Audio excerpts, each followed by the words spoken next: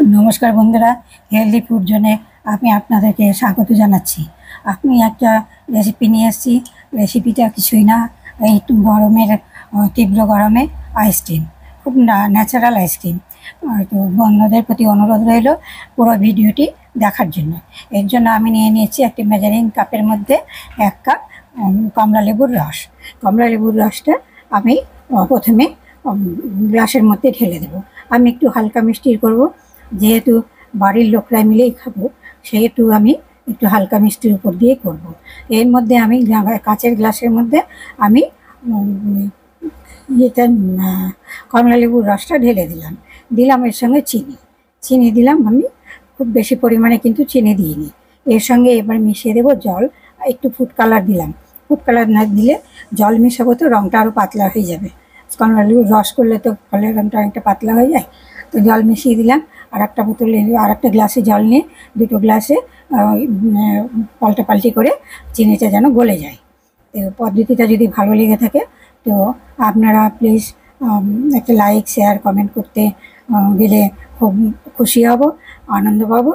আর যদি চ্যানেলটা সাবস্ক্রাইব করেন তাহলে আরও বেশি উৎসাহ পাবো নতুন নতুন আপনাদের সামনে রেসিপি নিয়ে আসতে। তো যদি সাবস্ক্রাইব করেন ভালো লাগে বন্ধুরা, তাহলে প্লিজ বেল আইকনটা প্রেস করে দেবেন। তাহলে আমার ভিডিওর নোটিফিকেশনগুলো সবার আগে আপনাদের কাছে চলে যাবে। তো আমি কি করলাম, ভালো করে গ্লাসে এই গ্লাস করে চিনিটা গলিয়ে নিলাম। গলিয়ে নিয়ে আগেই বলেছি একটু ফুড কালার দিয়েছি। এবার আমি প্রত্যেকটা মোল্ডের মধ্যে ঢেলে দিলাম। আইসক্রিমের মোল্ডের মধ্যে 6টা ঢেলে দিলাম। আমার কিছুটা রস বেঁচেও গেছে।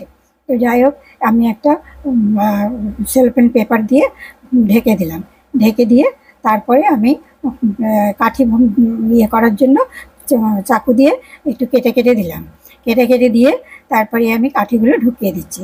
যেহেতু প্লেন জল আছে, কাঠিগুলো একটু ভেসে উঠছে। একটু যতক্ষণ না জমবে ততক্ষণ কাঠিগুলো একদম বসবে না। আর কাঠি ঢুকাতে গিয়ে কাটা জায়গাগুলো একটু বড় হয়ে গেছে, সে কারণের জন্য আর একটু বেশি এরকম হচ্ছে। এবার আমার কাঠিগুলো হয়ে গেছে। এবার আমি একটু ছোট্ট কাঁচের গ্লাসের মধ্যে আমি বাদবাকি রসগুলো দিয়ে দিলাম, আইসক্রিমের রসটা দিয়ে দিলাম। এটাকে আমি ওই পেপার দিয়ে ঢেকে দিয়ে এর মধ্যেও আমি চাকু দিয়ে কেটে কাঠিটা ঢুকিয়ে দেবো। তো যদি আপনাদের ভালো লাগে প্লিজ করবে। যে কোনো ফলের রস দিয়েই করতে পারেন। কিন্তু বাড়ির লোকের খাবার হতে গেলে এটা এবার আমি ডিপ ফ্রিজে ঢুকিয়ে দেবো। ওভারনাইট থাকবে, আমি পরের দিন বিকাল বের করব। তো আমি ডিপ ফ্রিজে ঢুকিয়ে দিলাম, গ্লাসটাও আমি ঢুকিয়ে দিলাম, দিয়ে ফ্রিজটা আমি বন্ধ করে দিলাম। তাহলে বন্ধুদের কাছে অনুরোধ রইল যে আপনারা যে কোনো ফল দিয়ে যে কোনো রস দিয়েও করতে পারেন। এরপরে আমি বাড়িতে আর যা গরম পড়েছে, এই সময় যদি একটু হালকা আইসক্রিম যুক্ত আইসক্রিম পাওয়া যায় বা ফলের জুস খাওয়া যায়। ফলের জুস বলতে বাড়িতে তৈরি করে একটু নিজেদের হেলথের কথা চিন্তা করে, তাহলে ভালো লাগে। কার ভালো লাগে না বলুন? অসুস্থ মানুষ যদি কেউ থাকে, তারও এই গরমে কিন্তু ইচ্ছে করবে যে একটু ঠান্ডা পেলে ভালো হয়। আমি তো আইসক্রিমগুলো জমতে দিয়ে দিই, আইসক্রিমগুলো দিয়ে জল খাই।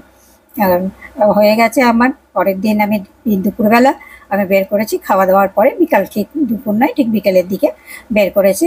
বের করে আমি প্রথমে বের করে রাখলাম।